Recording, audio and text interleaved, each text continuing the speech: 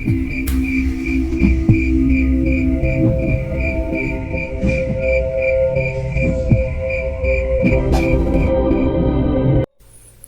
itu, di tanah para mayat, masih dari sudut pandang Cahyo. Apakah desa ini bisa diselamatkan? Akan lebih mudah jika desa ini diserang sekumpulan makhluk gaib dan kami berjuang untuk mengusir setan-setan itu dari desa ini. Setelah itu masalah selesai. Tapi saat ini keadaan begitu rumit. Setan-setan di desa ini ada karena mereka warga desa sendiri. Mereka mengundang setan-setan itu, memberi makan, dan membiarkan mereka menjadi bagian dari hidup mereka. Lantas bagaimana cara kami untuk menghentikan kegiatan ini? Ritual gila di pemakaman yang terus berjalan selama ratusan tahun, seolah menjadikan desa ini sebagai tempat setan-setan itu mendapatkan makanannya. Pemujaan yang warga desa lakukan merupakan sumber kekuatan dari makhluk yang dikutuk itu. Dan kini, seluruh desa membiarkan setan itu membunuh Mas Karto, Yatmo, dan Paidin. Kepala mereka jelas tergenggam di tangan makhluk terkutuk yang mereka puja, dan seluruh warga desa masih melantunkan mantra-mantra pemujaan untuknya. Asri, kamu harus hentikan ini, Sri. Setan itu sudah membunuh teman-teman kalian. Dipta mencoba meyakinkan Asri. Cukup, Mas. Dewa kami kalian anggap setan. Mereka bertiga itu mati karena kamu, Mas. Jangan memutarbalikan fakta, balas Asri. Aku semakin khawatir mendengar jawaban dari Asri. Sepertinya usaha Dipta menghentikan warga desa tidak akan cepat. Wush. Makhluk itu mencoba menghempaskan tubuhku. Beruntung aku cukup cekatan menghindari serangannya. Hati-hati, setan itu bukan hal terburuk di desa ini. Ada sosok bernama Raden Giri Sangkur yang akan bangkit dari tanah terkutuk ini, ucap Chandra Mukti. Hah? Dari mana kau tahu? Tanyaku. Di semesta Mudanan juga berurusan dengan desa ini. Takdir kalian benar-benar gila. Apa? Di semestaku? Apa Palek dan Danan dalam bahaya? Tenang, mereka sudah aman. Kita fokus pada desa ini dulu. Kuceritakan nanti. Sial, kami saja belum mendapatkan cara untuk mengalahkan setan yang tidak dapat kami sentuh ini. Sekarang Chandra Mukti malah memberi kabar yang tidak mengenakan tentang keberadaan sosok lain yang lebih mengerikan. Tolong Mas Dipta, matilah agar kami juga diizinkan untuk mati. Rintih kepala Mas Karto. Sakit, tolong matilah Mas. Kepala Paidin turut merintih kesakitan. Sementara kepala Mas Yatmo masih menjadi mainan makhluk itu. Aku geram. Bagaimana caranya kepala itu masih bisa hidup tanpa tubuhnya? Lihatlah kekejaman kalian, ucap Mbah Yasmin. Wah, kalian ini goblok apa gila sih? Teriakku kesal. Aku tidak sudi mati di tangan makhluk ini demi kalian, tapi aku janji akan menyelamatkan jiwa kalian walau harus mati. Mendengar teriakanku, Dipta dan Danan terhenti dan menoleh sejenak ke arahku. Jawaban yang bagus. Sebentar lagi aku selesai. Siap-siap, ucap Danan. Api putih membara, membakar kuil batu yang menjadi tempat Danan meruat tengkorak hitam itu. Apa yang kau lakukan? Teriak Mbah Yasmin. Menyelamatkan desamu, balas Danan dengan lagaknya. Sungguh jauh berbeda dengan gelagat Danan yang ku kenal. Dusta. Kalian adalah orang-orang terkutuk yang ingin memusnahkan desa kami, teriak Mbah Yasmin. Sukmagni, mengamuklah, teriak Danan yang terlihat sangat kesal dengan ucapan Mbah Yasmin itu. Seketika kerisnya menyala dan api putih yang membakar kuil itu menjalar, membentuk retakan yang membara di seluruh tanah desa. Apa yang kalian lakukan? Kalian hendak membakar desa kami? Ucap warga yang mulai panik. Saat itu warga berhamburan, mantra-mantra mereka terhenti. Namun suara jeritan terdengar di sekitar mereka. Hentikan siksaan ini. Lepaskan kami. Kalian orang-orang terkutuk. Suara itu terdengar dari dalam tanah yang terbakar api dari keris sukma geni. Secara serentak, tiba-tiba seluruh desa sudah dipenuhi makhluk-makhluk mengerikan. Pocong, mayat hidup, kepala melayang, dan tubuh-tubuh yang tidak utuh. Apa-apaan ini, Danan? Teriakku. Boh, keluarin saja semua. Setan arwah gentayangan dedemit, semua yang terikat di tanah terkutuk ini, keluar! Teriak Danan yang sepertinya sudah tidak mampu lagi menahan kesabarannya. Semua warga ketakutan. Bau amis tercium pekat. Suara tangisan, teriakan, semua melengking di telinga kami semua. Ini gila. Jumlah makhluk-makhluk itu bahkan berlipat-lipat dari jumlah warga desa. Cih, Mbah Yasmin meludah. Memangnya kenapa? Kami sudah terbiasa hidup berdampingan bersama mereka. Itu menurutmu? Raut wajah warga berkata lain. Teriak Dipta. Memang benar. Mungkin warga desa sudah terbiasa melihat ruh-ruh yang melintas di sekitar mereka. Tapi walau begitu mereka pasti tidak menyangka bahwa selama ini mereka hidup bersama makhluk mengerikan sebanyak ini. Danan yang sudah termakan emosi berjalan ke arah Sang Hyang Prawana itu. Ini yang terjadi pada keluarga, saudara, teman, dan seluruh warga yang telah mati. Tanyakan sendiri pada mereka keselamatan apa yang diberikan oleh setan biadab itu. Teriak Danan. Gila, aku tidak menyangka Danan sampai berpikir seperti ini. Beberapa dari warga mulai mengenali ruh-ruh dan jasad yang berada di sekeliling mereka. Eyang? Asri menatap ke seorang nenek yang memeluk kepalanya sendiri. Jangan panggil aku Eyangmu. Kamu membuatku seperti ini. Ini sakit, Asri. Sakit. Jiwa Eyang hanya menjadi bulan-bulanan mereka. Rintih nenek itu. Kalian mempersembahkan kami pada setan. Kalian juga harus merasakan siksaan ini. Wajah seluruh warga desa pucat. Mereka pasti tidak menyangka melihat pemandangan ini. Saat itu, Mbah Yasmin terlihat kebingungan. Dari situ, aku bisa menebak siapa pemegang kunci dari segala permasalahan di desa ini. Wonosuro. Sekali lagi kekuatan Wonosuro merasuk ke dalam tubuhku. Candra Mukti membentuk sebuah kabut yang menutupi tubuh Sang Hyang Prawana itu. Rasakan desa busuk, teriakku. Tanah pun bergetar. Sosok setan yang mereka anggap dewa itu pun terjatuh dan tumbang. Warga desa dan Mbah Yasmin tidak percaya dengan apa yang ada di hadapan matanya. Tidak mungkin dewa bisa kau perlakukan seperti itu, teriak Mbah Yasmin melihat Sang Hyang Prawana terjatuh di tanah. Lanjutkan mantra kalian.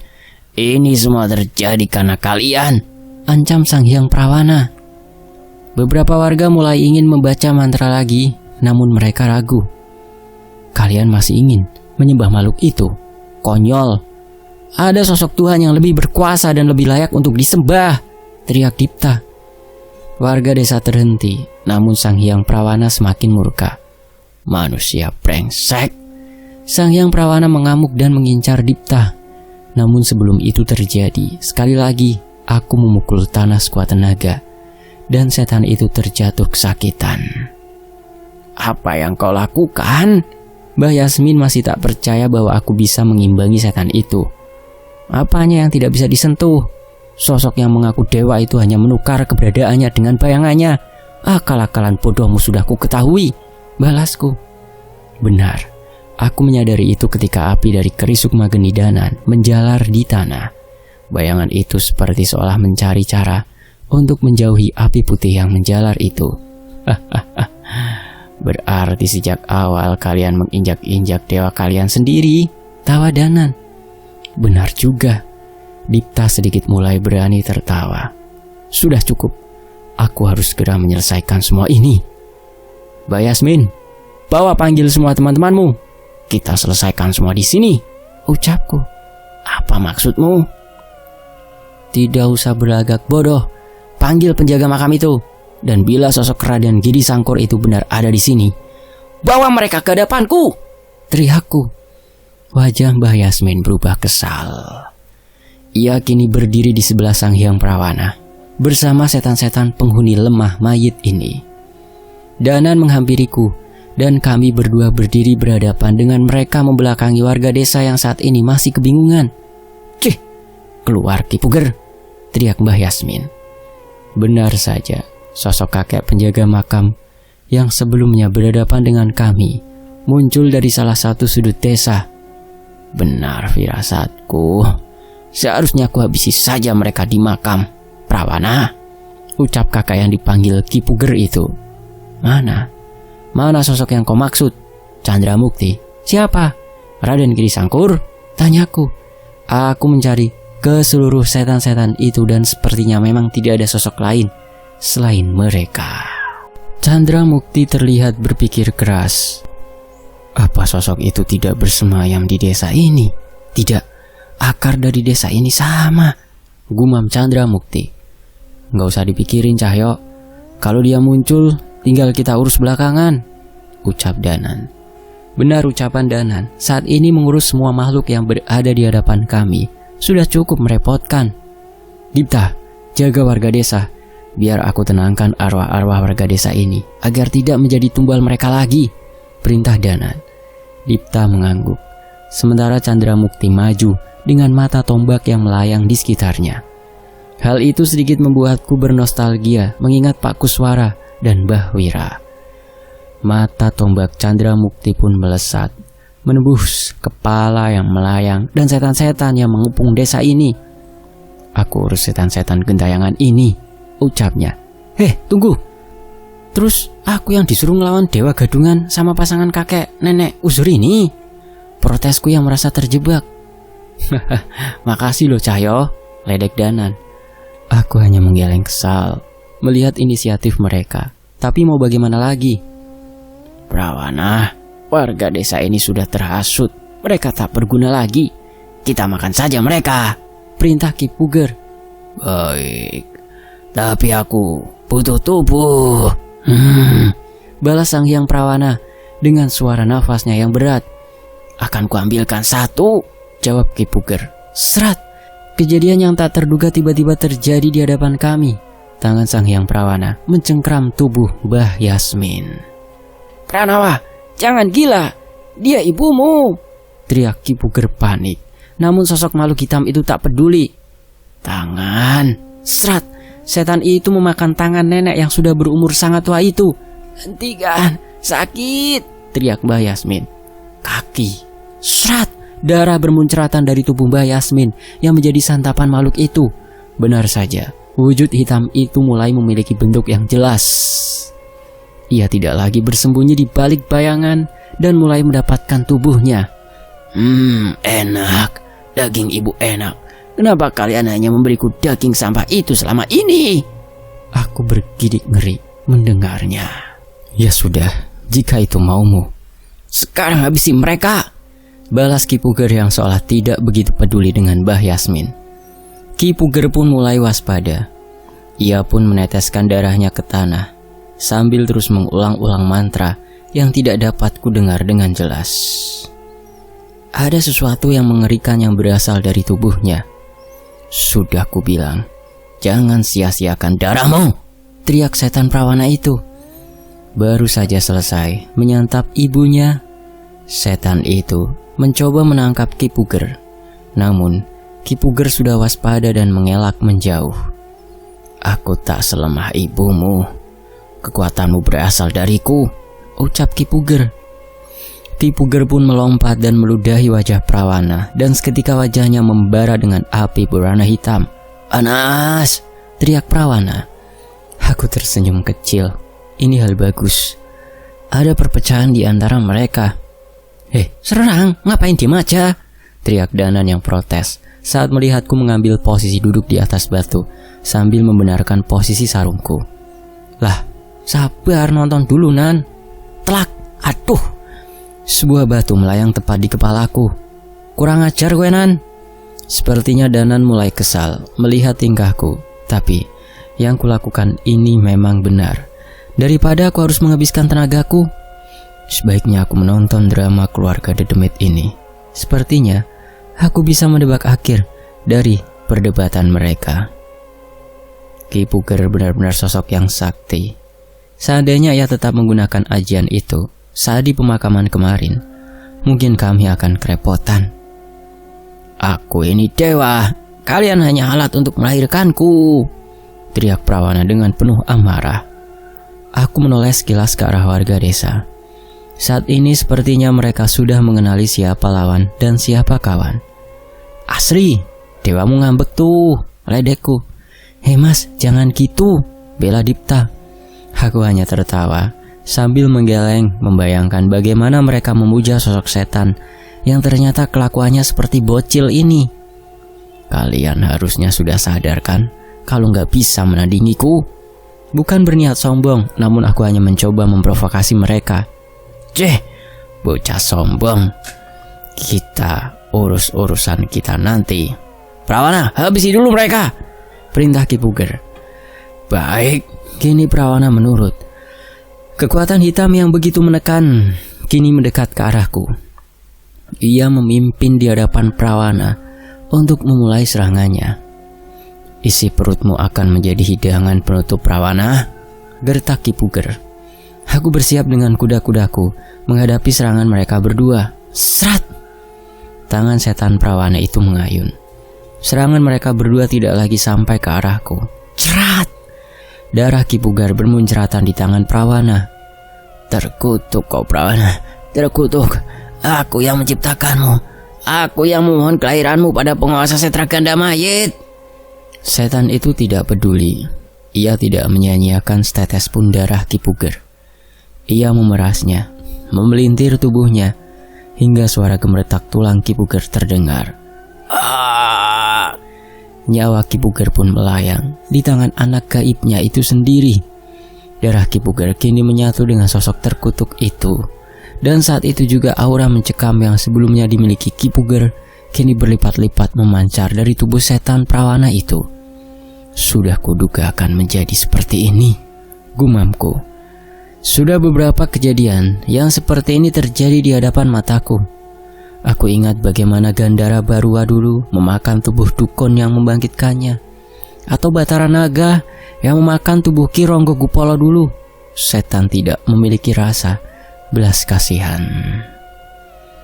Tidak ada yang namanya iblis patuh pada manusia. Tidak ada yang namanya manusia mampu memerintah iblis.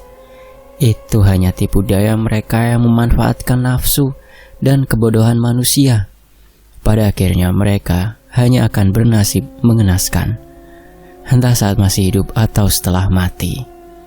Bayangan Sang Hyang Prawana hilang. Sepertinya ia kembali pada wujud aslinya, sang setan yang sesungguhnya. Sayang sekali. Padahal aku sempat berpikir menyerang bayangannya dengan membabi buta pasti akan cukup asik. Sudah? Tanyaku. Nafas setan Prawana itu terdengar begitu berat. Terima kasih sudah menungguku untuk mati. Hush. Hembusan angin yang begitu kencang menerbangkan tubuhku hingga terpental. Seluruh warga desa pun tercerai-berai tertiup hembusan angin itu. Blar. Petir menyambar bersama turunnya hujan badai yang besar. Aku langsung menyadari bahwa cuaca ini adalah ulah Prawana. Hentikan. Aku melompat sekuat tenaga, menembus badai dengan tenaga Wonosuro. Buak. Pukulanku berhasil menjangkau tubuhnya. Namun seranganku tak berdampak banyak padanya. Sebaliknya, ada sesuatu yang menyelimuti tubuhnya yang membuatku merasa terganggu. Setan Prawana itu pun menertawaiku. Setan brengsek. Aku berteriak untuk menguatkan kesadaranku. Duak, duak. Berkali-kali aku mendaratkan pukulan. Seranganku hanya mampu membuatnya sedikit mundur tanpa membuatnya merasakan sakit. Bodoh, manusia bukan lawan untuk seorang dewa. Setan Prawana itu membalasku dengan mengerang begitu keras hingga suaranya membuatku terpental. Sial, gerutuku. Aku kembali berdiri dan mencoba sekali lagi. Dewa? Bahkan kerajaan Demetsetra Gandamayat pun sudah pernah kami hadapi, ucapku. Berkali-kali pukulanku mendarat di tubuh makhluk itu. Walaupun kali ini aku bisa menyentuhnya dengan mudah, ternyata kekuatanku dan Wonosuro pun tak cukup untuk mengimbanginya. Omong kosong. Makhluk itu tak mempercayai ucapanku. Kali ini ia mencoba menangkapku. Namun beruntung, kelincahan Wonosuro masih lebih cepat dibanding tangan Prawana.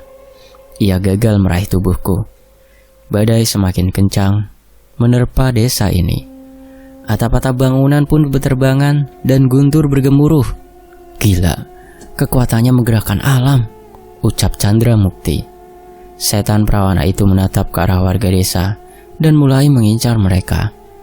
Karena kalian, aku harus memanen semua manusia di desa ini malam ini, ucapnya. Jangan bercanda. Duak.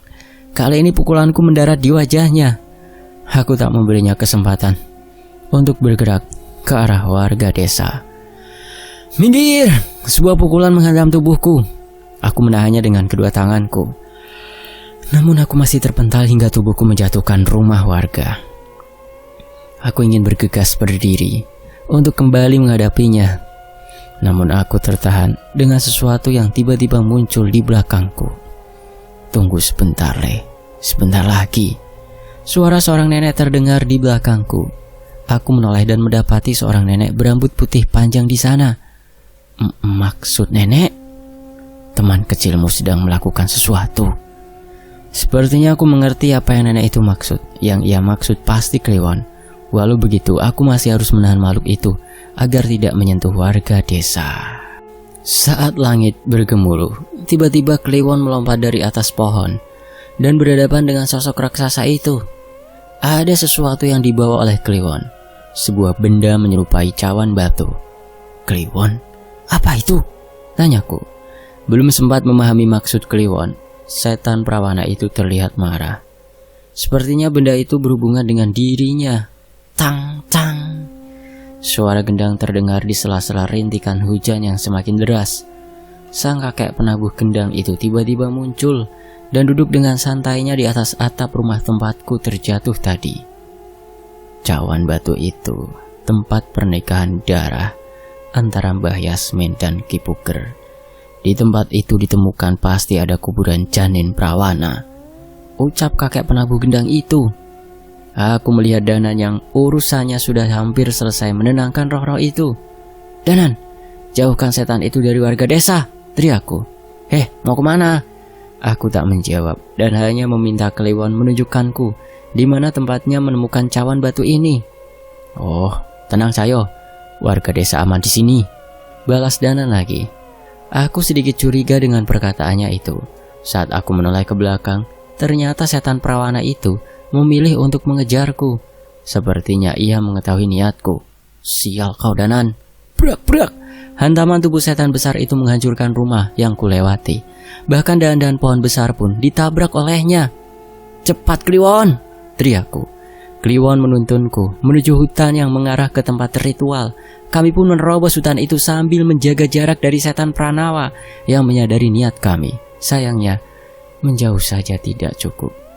Menjauh dari tempat itu, hutan ini kuburan kalian, teriak setan Prawana itu bersamaan dengan mengamuknya badai dan longsor di hutan ini. Sial, pohon-pohon pun tumbang imbas kekuatan Prawana itu. Kami pun terjebak di tengah hutan yang tertutup pohon-pohon tumbang ini. Tapi aku tak boleh terhenti di sini. Sementara Kliwon mencari celah, aku dengan kekuatan Wonosuro menyingkirkan pohon-pohon tumbang yang menghalangi jalan kami. Aku sempat mengira Kliwon akan membawaku ke altar di tempat pemakaman. Namun ternyata aku salah. Ia membawaku masuk lebih dalam lagi hingga menemukan sebuah gua yang cukup besar. Ternyata Ki Puger mengawasi pemakaman itu dari sini, ucapku. Aku melihat gua ini difungsikan sebagai tempat tinggal. Ada bekas obor, pakaian-pakaian kotor, hingga peralatan makan. Di depan gua terdapat sebuah batu besar, tempat Ki Puger meletakkan sesajinya. Di tempat itulah Kliwon berhenti. Bagus Kliwon, pujiku. Dari arah hutan, setan perawana itu menerobos dengan penuh amarah.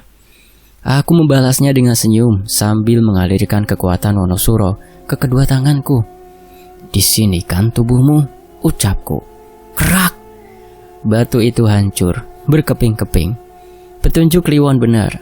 Ada sisa-sisa kain kafan dan tulang-tulang kecil terkubur dan terawetkan di bawah batu itu. Aku mengambil sisa-sisa janin ritual itu dan membawanya ke dalam gua dan membakarnya. "Semoga dengan ini semua selesai," ucapku. Tepat sebelum setan perawana itu mencapai gua ini, tiba-tiba ia terhenti. "Manusia brengsek!" Kekuatan hitam yang didapatkan dari darah ayahnya menguap keluar dari dalam dirinya. Tubuhnya yang ia dapat dari memakan tubuh Mbak Yasmin pun menghilang. Sisa-sisa tubuh kedua makhluk malang yang melakukan perjanjian dengan iblis itu pun keluar dari tubuh perawana. Kini setan itu tak lagi memiliki tubuh. "Aku masih bisa membunuhmu." Sosok itu pun menggunakan sisa kekuatannya dengan memadatkan asap hitam yang membentuk tubuhnya. Udara di sekitar gua ini pun menghitam, dan rasa sakit mulai menjalar di seluruh tubuhku. Itu baru permulaan. Setan itu ingin menghantamkan gumpalan asap hitam itu ke arahku. "Lari, Kliwon!" Sial, aku terjebak di dalam gua ini. Dengan kecepatan, Wonosuro pun makhluk itu masih dapat dengan mudah menyergapku di luar gua ini. Serat, serat, serat, serat. Di tengah kebingunganku, tiba-tiba kilatan cahaya putih melesat, menerjang berkali-kali ke tubuh setan perawana itu. Gumpalan asap itu menghilang.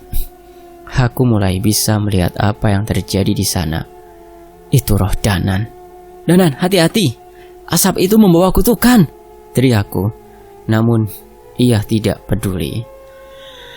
Berkali-kali asap itu membakar, membusukkan hingga melukai tubuh rohnya. Ia tetap kembali pulih. Si bodoh itu berhasil menggunakan jurus andalannya lagi, gumamku sambil tersenyum. Danan membiarkan tubuhnya terbakar dengan kekuatan api keris Sukmageni, sementara ruhnya berada di sini menghabisi setan perawana dengan kekuatan keris raga sukmanya. Pemandangan itu membuatku yakin bahwa seharusnya memang Dananlah yang akan menghentikan bencana di semesta ini. Jika itu benar, tugasku hanya memastikan bahwa ia menyadari takdirnya itu. Blar! Ruh setan itu musnah dengan serangan bertubi-tubi dari Danan. Ruhnya melayang dan mencari keberadaanku. Saat itu, aku hanya mengangkat tangan dan memberikan jempol, memuji kehebatannya. Hujan mulai berhenti. Langit pun kembali tenang, dan beberapa saat kemudian matahari mulai muncul, seolah menandakan akhir dari malam mengerikan ini. Pagi itu dipenuhi dengan isak tangis warga, bukan karena bangunan-bangunan yang hancur ataupun korban berjatuhan. Namun tangis itu membawa penyesalan yang mendalam pada seluruh warga desa. Mereka melihat sendiri bagaimana nasib keluarga, saudara, sahabat, leluhur, dan orang-orang yang mereka kenal setelah kematiannya. Mereka sendirilah yang membuat orang-orang yang mereka sayangi menjadi santapan dedemit yang mereka sembah. Eyang, maafin Asri.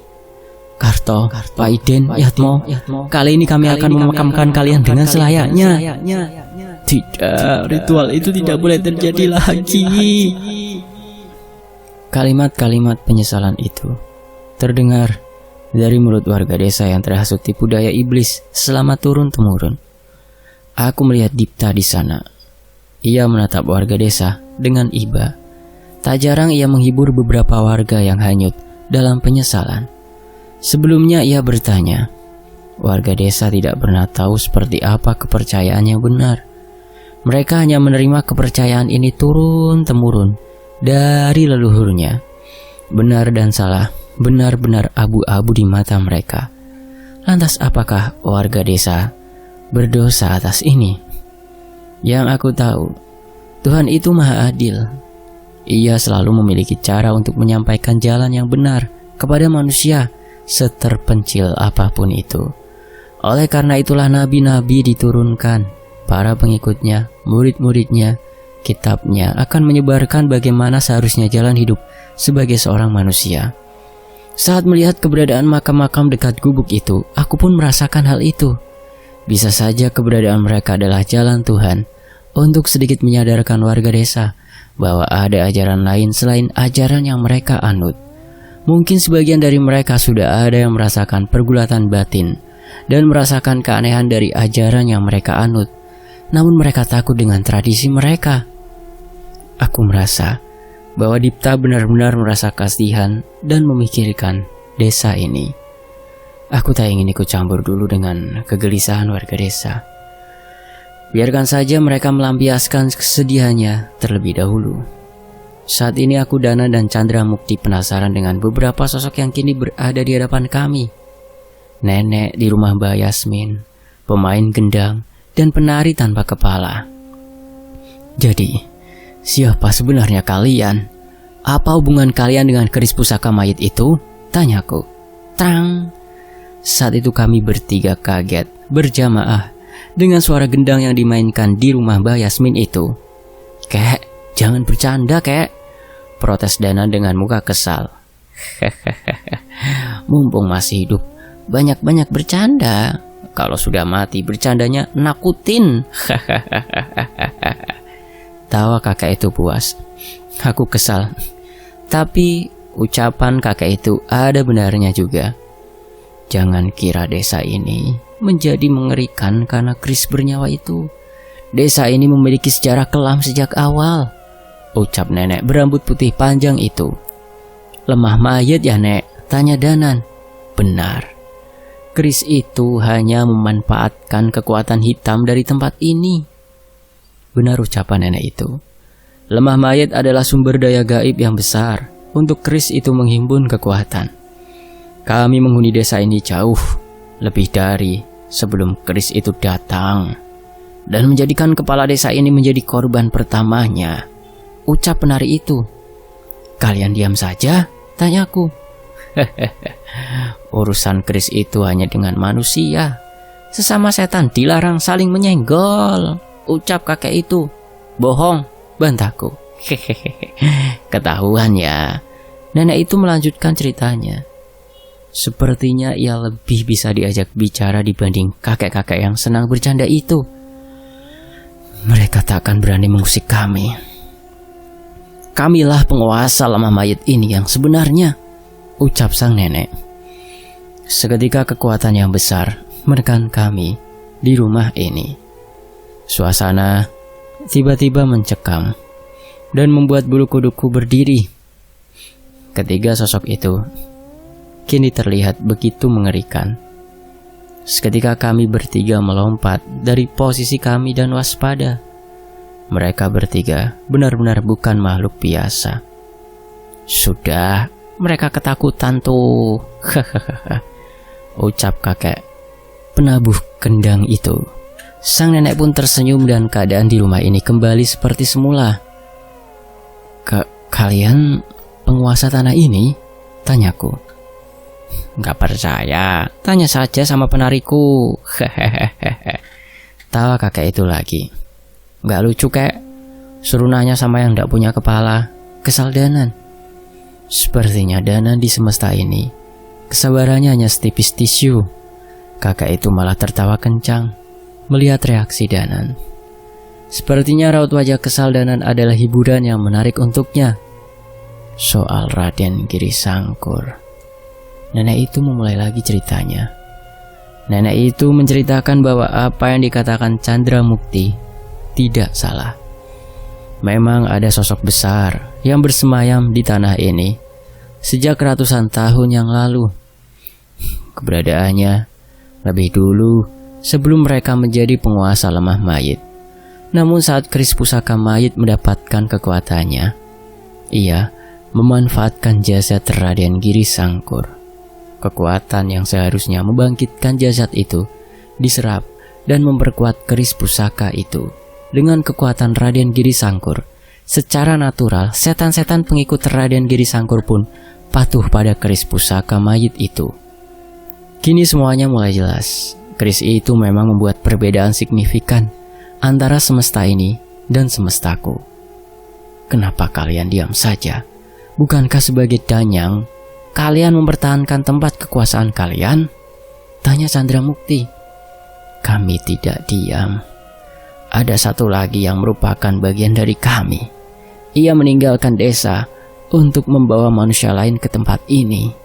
Hal itu sudah kami lakukan, bahkan sebelum keris itu datang, ucap nenek itu. Untuk apa? Aku penasaran.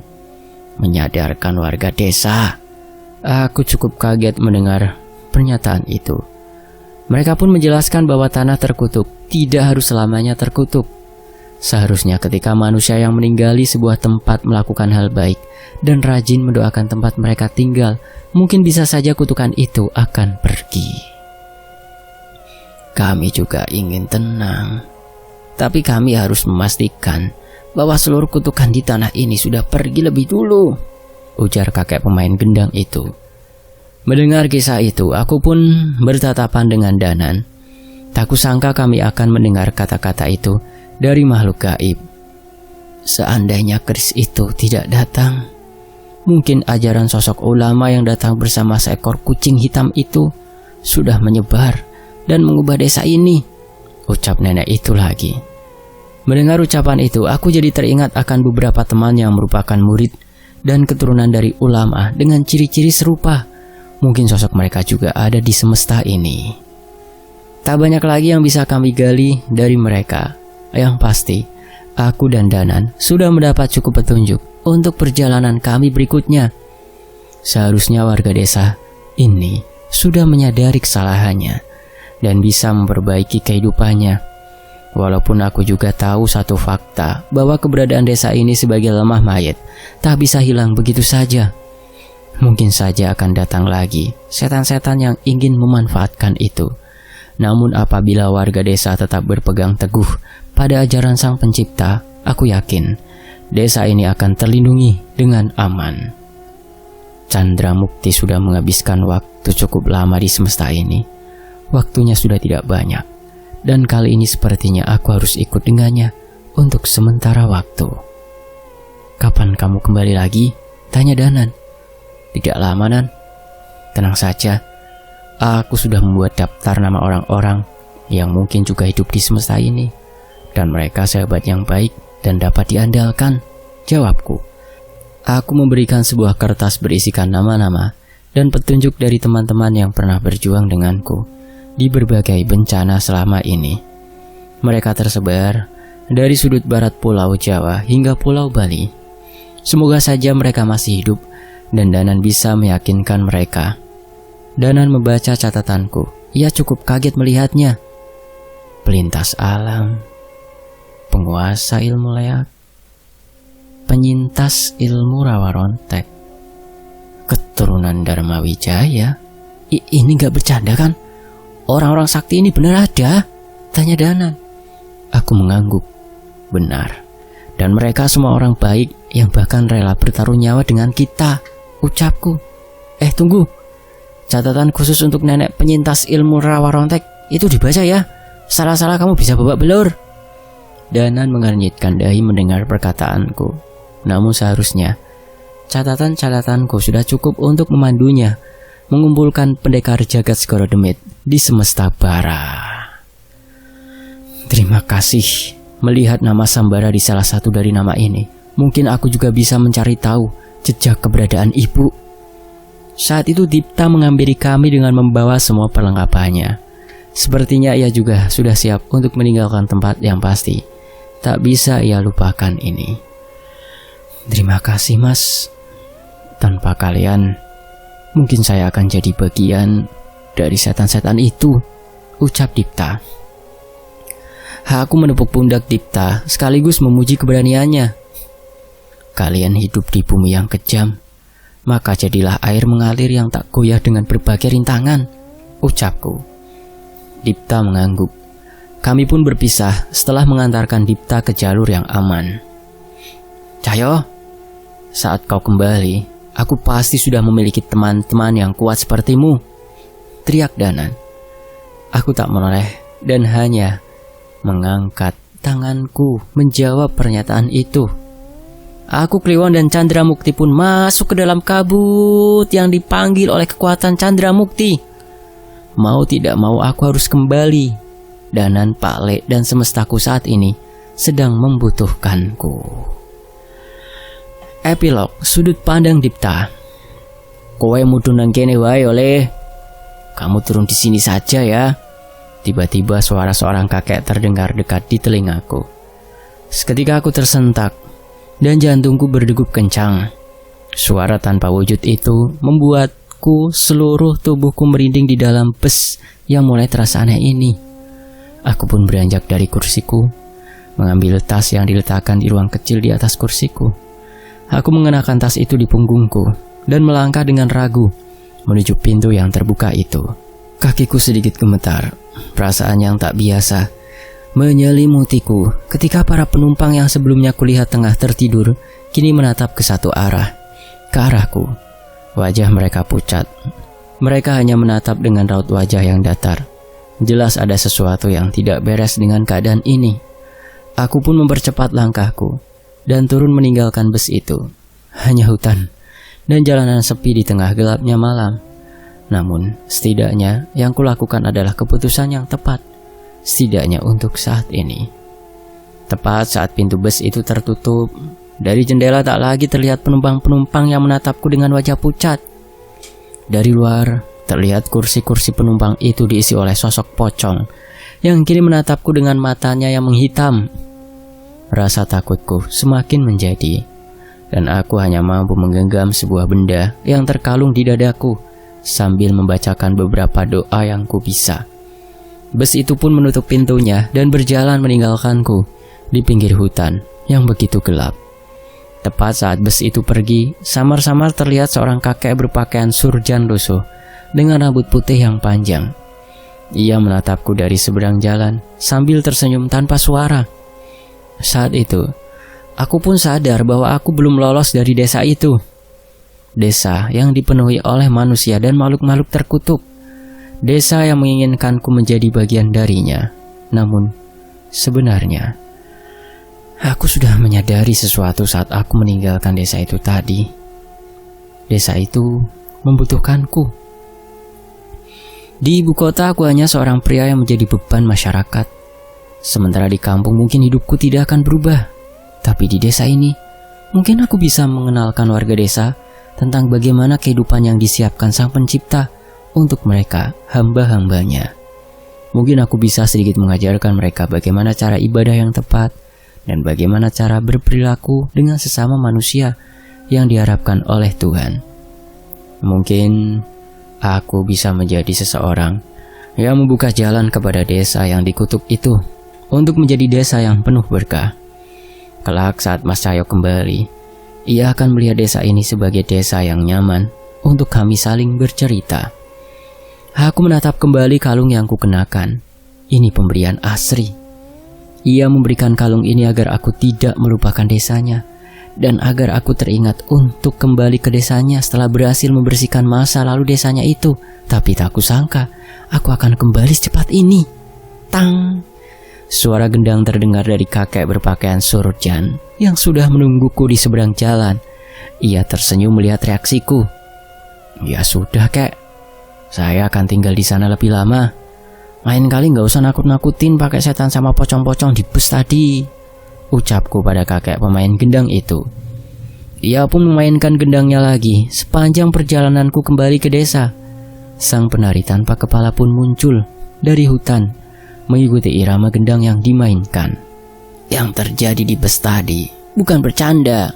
Setan-setan, pocong-pocong itu akan terus ada dan semakin banyak jika tidak ada yang menuntun warga desa ke jalan yang benar. Aku menelan ludah mendengar ucapan kakek pemain gendang itu. Saat itu aku hanya bisa menghela nafas, menerima takdir ini.